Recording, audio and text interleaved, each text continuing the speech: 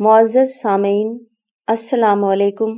آج جس کتاب کی ریکارڈنگ آپ کے سامنے پیش کی جائے گی اس کا عنوان ہے وارث سے بندگی تک، امجد اسلام امجد کے ڈراموں کا سماجی اور سیاسی مطالعہ۔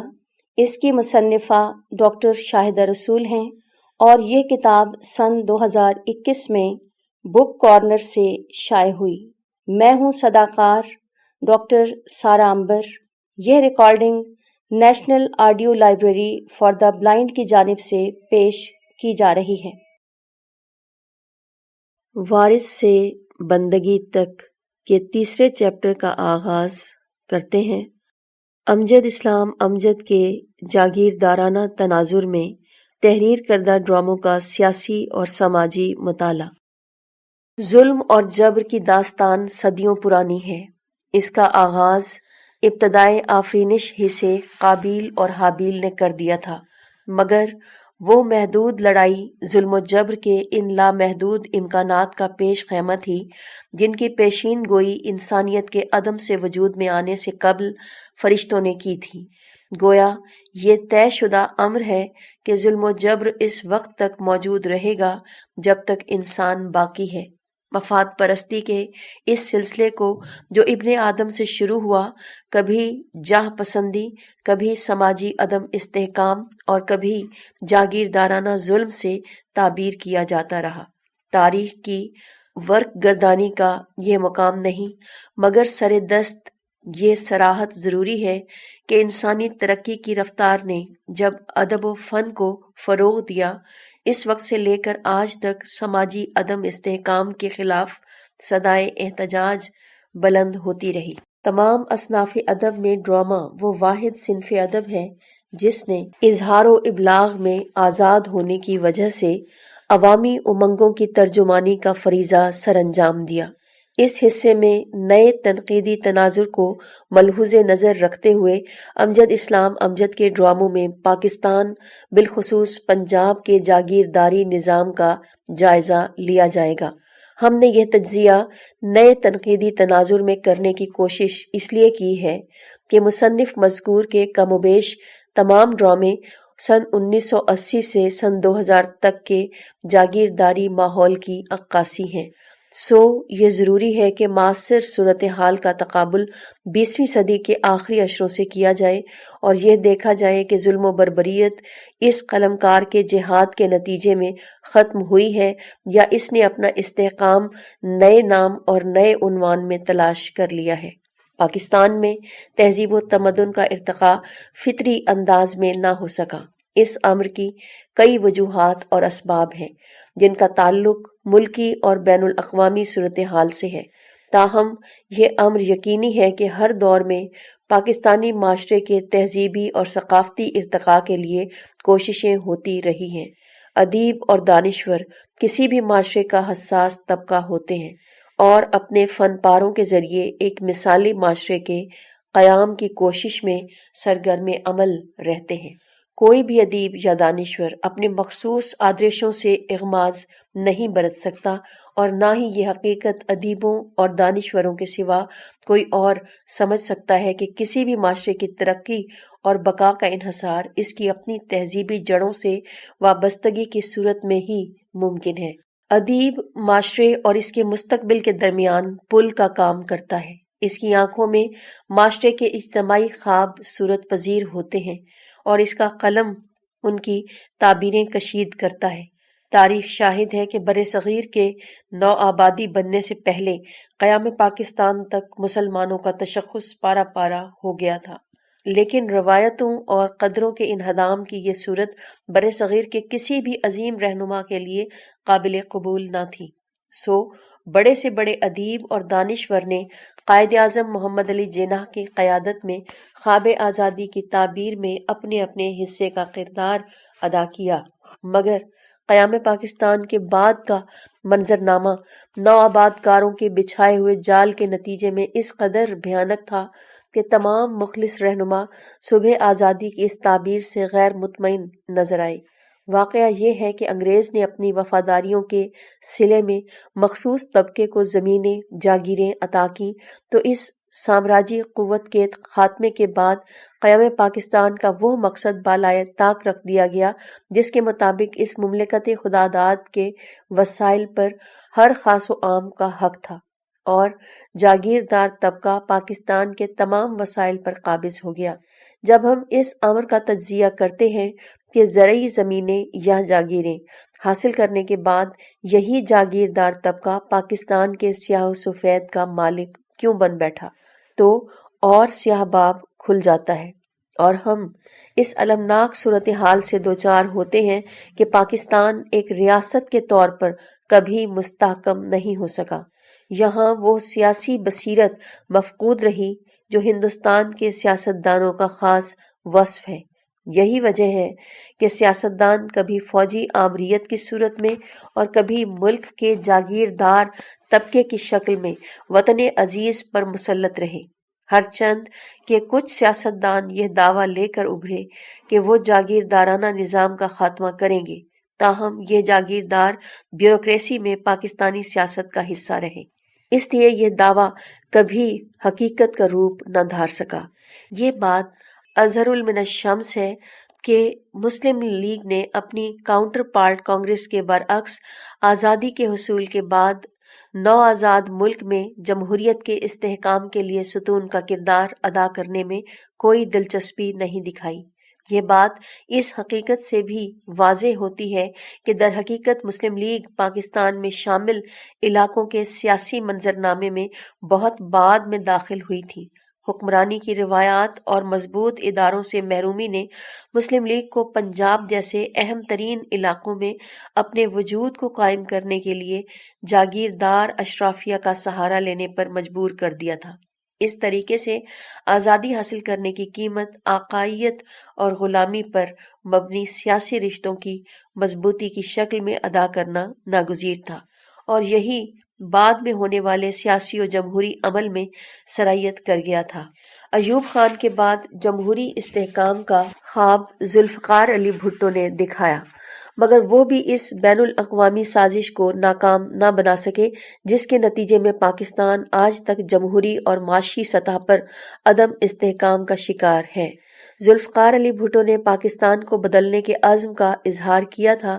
ان کا دور اقتدار بہت سے طوفانی واقعات سے عبارت ہے، لیکن اس دور کے اختتام تک صورتحال جوں کی توں رہی۔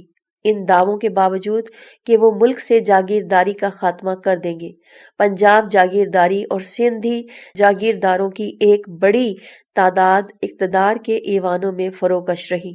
غریب کو ایمپاور کرنے کے وعدوں کو بہت محدود پیمانے پر کامیابی نصیب ہوئی۔ ملکی سیاست بدستور سیاسی وڈیرے اور سیاسی مظاہرے کے رشتے کی غلام رہی، جس میں آئیڈیالوجی یا پارٹی کی ادارہ سازی کی بجائے شخصیت کو غلبہ حاصل ہوتا ہے۔ پارٹی سسٹم قوت اور ترقی کا مظہر بننے کی بجائے عدم استحکام اور عدم بلوغت کا اظہار کرتا رہا۔ ٹیلی ویژن ڈرامے کے آغاز سے پیشتر افسانہ، ناول اور شاعری کے ذریعے اس نظام کی سفاکی اور سنگ دلی نمایاں ہو رہی تھی۔ قرۃ العین حیدر کا ناول میرے بھی صنم خانے اسی نظام کی شکست و ریخت کو نمایاں کرتا ہے۔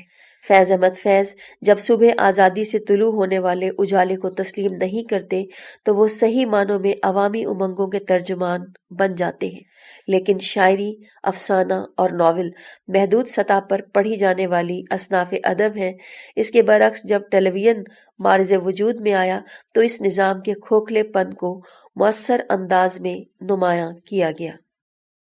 پنجاب کا جاگیردارانہ نظام اور امجد اسلام امجد کے ڈرامے۔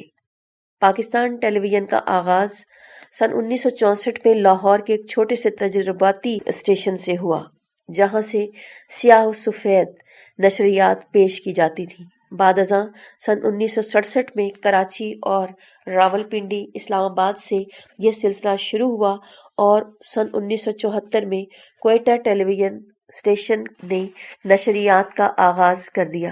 ڈرامے ابتدا ہی سے ٹیلی ویژن کی نشریات کا حصہ رہے ہیں، اور اس امر میں کوئی شک نہیں کہ آغاز ہی میں پاکستان ٹیلی ویژن کے سلسلہ وار ڈراموں نے نہ صرف پاکستان بلکہ پڑوسی ملک کے ناظرین کو بھی مسحور کر لیا تھا۔ یہ ڈرامے پاک و ہند میں اس قدر مقبول ہوئے کہ لوگ ہفتہ بھر اس کی اگلی قسط کا انتظار کرتے اور اپنے روزمرہ کے معمولات اس طرح ترتیب دیتے کہ ڈرامے کے وقت فارغ رہ سکیں۔ مقبول ڈراموں کی ہر قسط نشر ہونے کے بعد اگلے روز دفتروں، اسکولوں اور کالجوں میں زیر بحث آتی اور عوام کی اکثریت ڈراموں کے کرداروں سے گہری وابستگی محسوس کرتی، چال ڈھال، رویے اور طرز گفتگو کی تقلید کرنے میں خوشی محسوس کرتی۔ یوں پی ٹی وی کے سلسلہ وار ڈرامے پاکستان کی تہذیبی اور سماجی زندگی پر شدت سے اثر انداز ہوتے رہے۔ کسی معاشرے کی سماجی تاریخ کا مطالعہ کرنے کے لیے ادب و فن نہایت کارآمد ثابت ہوتے ہیں۔ یہی وجہ ہے کہ ادبی متون کے سماجی مطالعے جدید دنیا کی بین الاقوامی روایت کا جاندار حصہ بن چکے ہیں۔ اس روایت کی پیروی میں ہم نے فکشن کی ایک شاخ ڈرامے کے ذریعے پاکستان کے سماجی ماحول کا مطالعہ کرنے کی کوشش کی ہے۔ یہ مطالعہ پاکستان کے معروف ڈرامہ نگار امجد اسلام امجد کے سلسلہ وار ڈراموں تک محدود ہوگا۔ ان کا محبوب موضوع چونکہ وڈیرہ شاہی نظام ہے، اس لیے مناسب ہوگا کہ سب سے پہلے دور مارشل لاء میں مذکورہ بالا تناظر میں ان کے تحریر کردہ تمام ڈراموں کا مطالعہ کر کے یہ دیکھ لیا جائے کہ انہوں نے اس نظام کی قباحتوں کو کس حد تک اجاگر کیا ہے۔ یہ بھی دیکھا جائے گا کہ اس پیشکش میں انہوں نے حقائق کی بے لاگ تصویر کشی کی ہے یا مبالغہ آرائی سے کام لیا ہے۔ اس امر کا جائزہ بھی لیا جائے گا کہ وڈیرہ شاہی نظام کی بے خونی کر کے کیا امجد اسلام امجد عوام کے فکر و شعور میں ترفع پیدا کرنے میں کامیاب ہوئے ہیں۔ امجد اسلام امجد کا پہلا سلسلہ وار اردو ڈرامہ وارث سن 1979 میں نشر ہوا اور صرف اس سلسلہ وار اردو کھیل نے اس ادیب ڈرامہ نگار کو لازوال شہرت اور عزت عطا کی۔ 23 اقساط پر مشتمل اس سلسلہ وار اردو کھیل میں انہوں نے براہ راست جاگیردارانہ نظام کو تنقید کا نشانہ بنایا۔ ٹیلی ویژن پر پیش کیا جانے والا یہ پہلا ڈرامہ سیریل تھا جس میں افسانہ اور ناول کے بعد اس نظام کی قباحتوں کو اجاگر کیا گیا۔ سو یہ کہنا غلط نہیں کہ جو غیر معمولی مقبولیت ڈرامہ سیریل وارث کو نصیب ہوئی وہ کسی اور صنف ادب کے حصے میں نہیں آئی۔ ڈرامہ سیریل وارث کی مقبولیت کے حوالے سے افضل حسین بخاری لکھتے ہیں، باقی شہروں کے بارے میں تو میں وثوق سے شاید کچھ نہ کہہ سکوں، لیکن لاہور میں میں نے اپنی آنکھوں سے دیکھا کہ وارث جب پہلی بار دکھایا گیا تو شام کو سڑکوں پر ٹریفک میں اتنی کمی آ جاتی تھی کہ کرفیو یا ہوائی حملے کا سا گمان ہونے لگتا تھا۔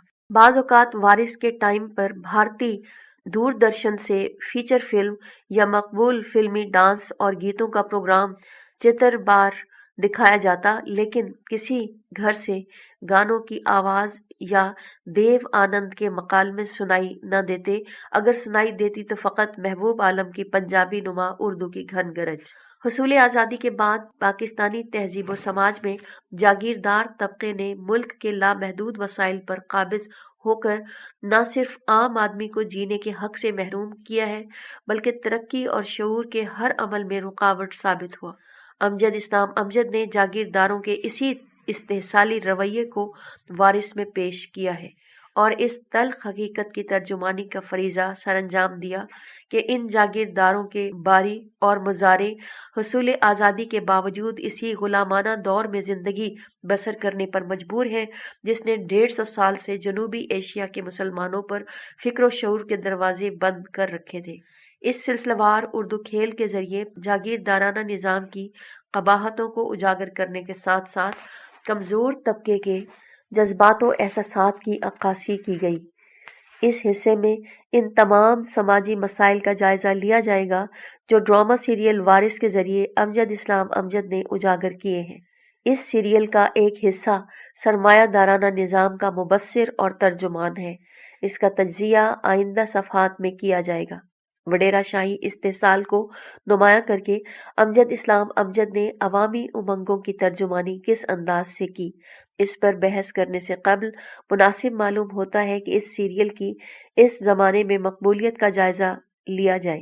پاکستان ٹیلی ویژن کا یہ پہلا سلسلہ وار اردو ڈرامہ سیریل ہے جو عوامی جمہوریہ چین، ریاست ہائے متحدہ امریکہ اور کینیڈا کے مختلف نیٹ ورکس اور مشرق وسطیٰ کے کئی ٹی وی چینلوں پر دکھایا جا چکا ہے۔ اس کی ویڈیو دنیا کے ہر حصے میں جہاں اردو بولنے اور سمجھنے والے موجود ہیں پہنچ چکی ہے۔ چین میں اسے چینی زبان میں منتقل کر کے دکھایا گیا ہے اور وہاں کی کچھ علاقائی زبانوں میں بھی اس کے تراجم ہوئے ہیں۔ اس کے علاوہ وہاں اسے تصویری کہانیوں کی ایک کتاب کی شکل میں شائع کیا گیا جو 2 جلدوں پر مشتمل ہے۔ پاکستان میں اس ڈرامہ سیریل کی مقبولیت محتاج بیان نہیں۔ اس کا سب سے پہلا اور واضح ثبوت یہ ہے کہ اس کی پہلی 7 اقساط کا دورانیہ 25 منٹ تھا، جسے عوام کی پرزور فرمائش پر 50 منٹ تک بڑھا دیا گیا۔ یہ ڈرامہ سیریل پاکستان ٹیلی ویژن سے نشر ہونے کے بعد کتابی صورت میں شائع کیا گیا تو ویڈیو کی طرح تحریر نے بھی عوام میں اس قدر پذیرائی حاصل کی کہ اب تک اس کے 4 ایڈیشن شائع ہو چکے ہیں۔ پاکستان میں اس سلسلہ وار اردو کھیل کی مقبولیت پر تبصرہ کرتے ہوئے مشتاق احمد یوسفی لکھتے ہیں، مغرب میں اکثر سننے میں آتا ہے کہ فلاں بلونڈ سڑک کے کنارے کھڑی نظر آ جاتی ہے تو سارا ٹریفک رک جاتا ہے۔ ہم نے وطن عزیز میں یہ نقشہ دیکھا کہ امجد اسلام امجد کی وجہ سے سڑکوں سے ٹریفک یکسر غائب ہو جاتا تھا۔ جس وقت ان کا یادگار سیریل وارث ٹی وی پر دکھایا جاتا ہے تو لوگ گھر سے باہر نہیں نکلتے تھے، سڑکیں ویران ہو جاتی تھی، یہاں تک کہ بے صبر دولہا بھی صحرا لٹکائے ٹی وی کے سامنے بیٹھے رہتے تھے کہ عقدگاہ قتل گاہ کے انداز پر جانا بے سود ہے، اس لیے کہ قاضی صاحب قسط دیکھنے کے بعد غسل کرنے کے لیے روانہ ہوں گے۔ خود دلہن بھی وارث دیکھے بغیر قبول ہے نہیں کہے گی۔ ہمارے ہاں اور کون ہے جسے ایسی شہرت اور مقبولیت نصیب ہوئی۔ اس سیریل کے تمام کردار اگرچہ نچلے متوسط طبقے سے تعلق رکھتے ہیں اور کسی نہ کسی طرح چودھری حشمت یا چودھری یعقوب کے زیر عتاب ہیں، لیکن ڈرامہ نگار نے ان تمام کرداروں کے ذریعے اس استحصال کا مؤثر ابلاغ کیا ہے جو جاگیرداروں کے باریوں اور مزاروں کو سہنا پڑتا ہے۔ ڈرامے کے کینوس پر محض جاگیرداروں کے مظاہرے ہی نہیں بلکہ باشعور کردار بھی ہیں جن کے ذریعے اس ظالمانہ نظام کے خلاف بغاوت دکھائی گئی۔ مثلاً ماسٹر منظور، علم دین کمہار، اس کا بیٹا محمد رشید، دلاور، مولا داد اور شیر محمد وغیرہ کے ذریعے ڈرامہ نگار نے اس تاثر کو نمایاں کیا ہے کہ پاکستان ایک مثالی ریاست کی صورت میں قائم رہ سکتا ہے اگر شیر محمد جیسے محب وطن اور فرض شناس لوگ اس مادر وطن سے وفاداری نبھانے کے لیے اپنے خواب اور جذبے قربان کرنے کا حوصلہ رکھیں۔ اس سلسلہ وار اردو کھیل میں مردانہ کرداروں کا انبوہ کثیر نظر آتا ہے جبکہ نسوانی کردار 5 ہیں، لیکن ڈرامہ نگار نے سغرا اور ذکیہ کے ذریعے جاگیردارانہ نظام کی صدیوں پرانی روایات سے بغاوت کی مثبت مثال پیش کی ہے۔ یہ دونوں کردار نہ صرف پوری ڈرامائی فضا پر محیط ہیں بلکہ مصنف نے جاگیردار اور سرمایہ دار طبقے کی پسپائی کے لیے ان سے جو کام لیا ہے اس کی روشنی میں نسوانی کرداروں کی کمی کا گلہ بے جا محسوس ہوتا ہے۔ وارث کا نشریاتی دور ماشاء اللہ کا زمانہ تھا جہاں تحریر و تقریر پر کچھ پابندیاں بھی عائد تھیں۔ ایسے میں وارث کی تھیم سوچنا اور ایسی سماجی حقیقت نگاری کرنا بلا شبہ جرأت مندانہ کاوش اور حوصلے کی بات ہے۔ امجد اسلام امجد کی جرأت مندانہ کاوش کو خراج تحسین پیش کرتے ہوئے رضی الدین رضی لکھتے ہیں، یہ 1978 سے 1979 کا زمانہ تھا جب انہوں نے وارث جیسا شاہکار تخلیق کیا۔ جنرل ضیاء کے ماشاء اللہ کا سورج نصف النہار پر تھا۔ شام ہوتے ہی ملک بھر میں سڑکیں اور گلی کوچے وارث کی محبت میں ویران ہو جاتے تھے۔ ہمیں پہلی بار معلوم ہوا کہ سڑکیں اور گلی کوچے صرف جبر کے خوف سے ہی ویران نہیں ہوتے، لوگ امجد اسلام امجد اور اس کے ڈرامے کے تمام کرداروں کے دیوانے ہو چکے تھے۔ इस ड्रामे ने जबर के माहौल में लोगों के जख्मों पर मरहम रखा और इन्हें बताया कि चौधरी हशमत की हशमत व हैबत का अंजाम क्या होता है, और वक्त का बहाव इनके जाली रोब व दबदबे की हवेलियों को खसो खाशाक की तरह बहा कर ले जाता है। और फिर हमने आने वाले दिनों में ऐसी हवेलियों को खसो खाशाक की तरह बहते हुए भी देखा। इन तसरीहात से ये बात वाज़ेह होती है कि ड्रामा सीरियल वारिस को इसके नशरियाती दौर में ही नहीं बल्कि अब तक बेहद पजीराई हासिल हो रही है। मगर इस मकबूलियत और पजीराई का मुहर्रिक क्या महज ड्रामा निगार का उसलूब है, किरदारों की पेशकश का सलीका है, या वो मौजू है जिस पर इस ड्रामा सीरियल की बुनियाद उस्तवार है? इन तमाम सवालों का बहुत आसान जवाब ये है कि अवामी उमंगों की तर्जुमानी ही दरअसल इस सीरियल की मकबूलियत का बुनियादी मुहर्रिक है। लेकिन इसकी थीम या मौजू को इसके नशरियाती ज़माने के मुताबिक परखना करीने इंसाफ नहीं। मुसन्निफ के ज़ाविये नज़र की मुकम्मल तफहीम के लिए ज़रूरी है कि वारिस का तकाबुल मासिर सूरत हाल से किया जाए। अमजद इस्लाम अमजद ने बाहैसियत ड्रामा निगार वडेरा शाही निज़ाम को सबसे ज़्यादा हदफ तनकीद बनाया। वो समझते हैं कि क़याम पाकिस्तान के बाद यही वो निज़ाम है जिसने तरक्की के तमाम रास्ते मसदूद कर रखे हैं। हमारे मजहब में आगे बढ़ने मुसख्खर करने का हुक्म दिया गया है। तारीख जैसे जैसे आगे बढ़ती है, इसमें जो इब्तदाई काम होते हैं, अगर वो ना हो तो कौमें ज़वाल पजीर हो जाती हैं, इनकी तरक्की रुक जाए। हमारे बुजुर्ग इस रास्ते पर सफ़र शुरू ना करते तो आज हम इस मंजिल पर ना होते। इसी ने मुझे समझाया कि मुझे इन जागीरदारों के खिलाफ लिखना चाहिए। इस तनाजुर में इस हकीकत को मलहूज़ नज़र रखना भी ज़रूरी है कि इस निज़ाम की जड़ें शदीद तनकीद के नतीजे में खोखली होने की बजाय मुस्तहकम हुई हैं। हरचंद कि मुसन्निफ मज़कूर ने वारिस के दिबाचे में शहर के सरमायादार को देहात के जागीरदार के मुकाबले में ज़्यादा शफ़ाक़ करार दिया है, ताहम इन ड्रामों का मुताला इस अम्र पर दलालत करता है कि जागीरदाराना निज़ाम के शिकंजों से हमारा माशरा कभी नहीं निकल सकता। जागीरदाराना पस मंज़र में पाकिस्तान टेलीविज़न का ड्रामा सीरियल वारिस की मकबूलियत और किरदारों की पेशकश के अजमाली जायजे से ये बात किसी कदर वाज़ेह हो गई है कि अमजद इस्लाम अमजद ने इस सीरियल के ज़रिए ना सिर्फ इस माहौल की अक्कासी की जिसमें क़याम पाकिस्तान के बाद वतन अजीज़ के लामहदूद वसाइल को आम आदमी की दस्तरस से दूर कर दिया गया, बल्कि ये सराहत भी की है कि क़याम पाकिस्तान का मकसद ये नहीं जो वडेरा शाही निज़ाम ने हमें दिखाया है। पाकिस्तान यूएनओ के मेंबर ममालिक में महज एक मुल्क का इजाफा करने के लिए नहीं बना था। ये बर्रे सगीर के करोड़ों मुसलमानों का एक दारुल अमान था, एक ऐसा खित्ता पाक था जहाँ एक कौम अपने मिल्ली वजूद की भरपूर सलाहियतों को आश्कार करना चाहती थी। 150 साला गुलामी के दाग माथे से धोने के बाद एक मुनव्वर और मुस्तहकम पेशानी के साथ दुनिया की आंखों में आंखें डालना चाहती थी। इंसानी मुसावात के इस अजीम तस्वुर को दोबारा जिंदा करना चाहती थी जिसने हबशी गुलाम को कुरैश मक्का की ठोकरों से उठाकर उनके बराबर ला खड़ा किया था।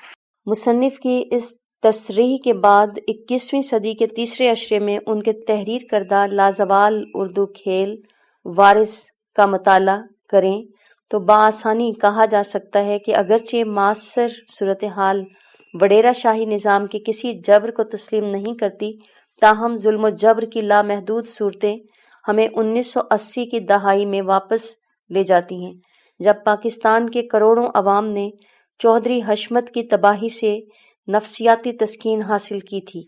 नई तनकीद अगर इस मतन से अहद और मुसन्निफ को निकाल कर इसकी सदाकतों को परखने की कोशिश करे तो इसे ये एतराफ़ करना पड़ेगा कि इसमें आफाकी सदाकतें मौजूद हैं। हमें इस अम्र का एहसास है कि अमजद इस्लाम अमजद के तहरीर करदा सिलसिलावार उर्दू खेल वारिस पर बहस तवील हो सकती है, ताहम इसे मुसन्निफ का पहला टीवी ड्रामा होने की हैसियत से परखे या इसके मौजू की वुसअत की एतबार से हर दो सतह पर इस उर्दू खेल में जहाँ मुसन्निफ जुल्म जबर की बेखकुनी की कोशिश में मसरूफ़ नज़र आता है, वहाँ हीला साजी और मकरो फरेब के वही अंदाज مقتدر طبقے میں آج بھی رائج ہیں۔ سو ضروری ہے کہ اس سلسلہ وار اردو کھیل کی وساطت سے پاکستان کے جاگیردارانہ نظام کو سمجھنے کے لیے یہ دیکھا جائے کہ وڈیرا شاہی نظام کا ظلم و جبر محض اپنے باریوں اور مزاروں تک محدود ہے یا گھر کی چار دیواری میں بھی وہ اسے روا رکھتے ہیں۔ وارث کا چودھری حشمت دراصل ظلم و جبر کا استعارہ ہے۔ اس کی موت ایک فرد واحد کی ہلاکت ہو سکتی ہے مگر اس نظام کا خاتمہ نہیں جس کا وہ پروردہ تھا، اس لیے کہ وہ نظام کسی نہ کسی شکل میں نہ صرف آج بھی رائج ہے بلکہ یہ کہنا زیادہ صحیح ہے کہ جاگیردارانہ نظام کی کوکھ سے ظلم و جبر کی ان گنت صورتوں نے جنم لیا ہے۔ اس کے مقابلے میں جاہ و جلال کے نشے میں چور چودھری حشمت کا جبر بہت معمولی نظر آتا ہے۔ کسی بھی مصنف کی تحریر کو اگر اس کے زمانے کے مطابق پرکھا جائے تو دو وجوہات کی بنا پر معاصر حالات میں رد یا قبول ہوگی۔ اول، مصنف نے اپنی محدود قوت مشاہدہ سے متن میں محض اس وقت کے ماحول کی عکاسی کی ہو۔ دوم، اپنے موضوع کے اظہار و ابلاغ کے دوران وہ بعض آفاقی صداقتوں کا اظہار بھی کرے۔